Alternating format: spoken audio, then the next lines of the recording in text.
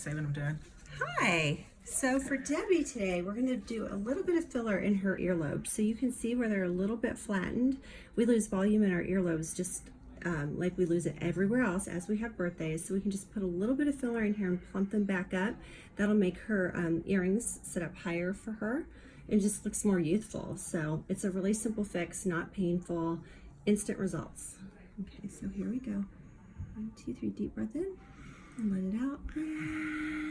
She's so tough, we didn't even do any topical numbing for her today. We just did the ice. It didn't hurt. This has lidocaine in it, so that cool. helps too. 1, 2, 3. So you can just see literally how they're gonna just plump right up for us. I'm gonna use a half syringe of filler, so 1/4 per side for her. Oh. Okay, 1, 2, 3, breathe.